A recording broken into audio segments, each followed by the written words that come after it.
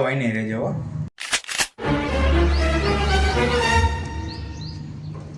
ભાઈબંધને કહેતા કે આપણે લગ્ન પેલા થઈ ગયા.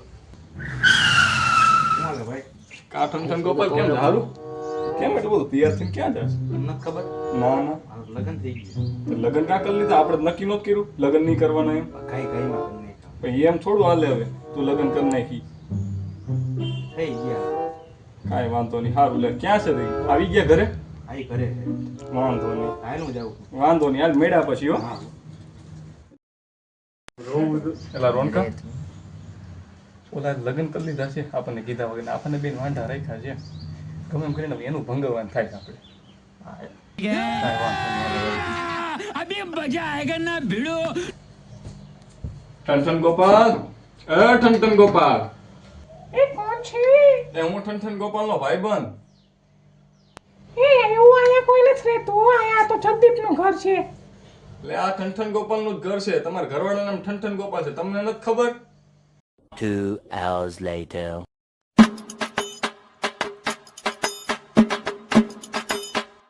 હું આવી ગયો. હે હું તમને એક વાત પૂછું? પૂછને એમાં શું હોય? તમારું સાચું નામ શું છે? જગદીપ.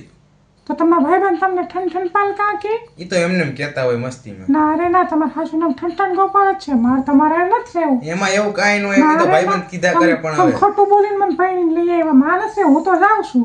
લે એમાં એવું ન હોય. એમાં જવાનું ન હોય ઘર છોડીને. હવે ના ના હું જાઉં છું. મારે નથી રહેવું. અરે એમાં ન જવાનું હોય. નામ બદલાવાનું હોય રહેવાનું હોય. મારે જાઉં છું. હું જાઉં છું. અરે આપણે બધા કેળાવી ઊભી રે. ના ના, ઊભી તો રે. ના મારે જાઉં. આ બાયડી હાટું ઘરેણા કરાવ્યા. ઘરેણા ક્યાં નાખવા? આ પાર્ટી પ્લોટના પૈસા ભર્યા. આ કેટરસનું કરાવ્યું. અરે આ ગાડીઓના ખર્ચા ધામધૂમ કરીને ખોટે ખોટું બધી માથે પડ્યું. આ બાયડી વહી ગઈ. શું કરવું હવે અમારે? 2 hours later. એટલે આ કોણ આવ્યું? બે જણા મારું ઘર ભાંગીને ગયા. ત્રીજું કોણ આવ્યું? લાઈ ખોલું તો ખરી. લે તું આવી ગઈ? આવ લે. હા હું આવી ગઈ. મેં તારે તો માનતા કરી દીધી. યસ. અરે ભાઈબંધ વાત થોડી મને. ઈ તો બે વાંઢા હે. ઈ તો બે ઘર ભાંગવામાં જ ભાંગે માને હે. સાચી વાત છે હો તમારી. હું ઠેઠ લગી ભૂગી ગઈ. અડધે રસ્તે પાછી રસ્તામાં શું થયું તું?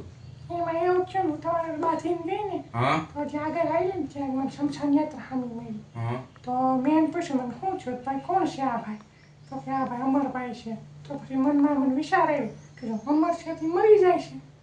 પછી ત્યાંથી જે આગળ આવી ને તો એક ભાઈ ભીખ માંગતા હતા.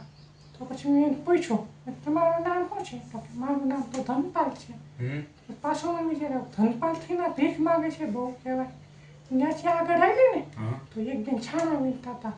તો પછી મેં એને નામ પૂછ્યું તમારું નામ શું છે? તો કે મારું નામ તો લક્ષ્મી છે.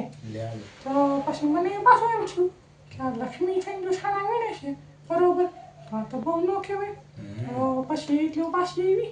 પછી એમ થયું કે અમર મરી જતો હોય, ધનપાલ ભીખ માગતો હોય અને લક્ષ્મી છાણા વીણતી હોય એ કરતાં ધનપાલ ક્યાંય હારા છે. હારું ને તું પાછી આવી ગઈ. તો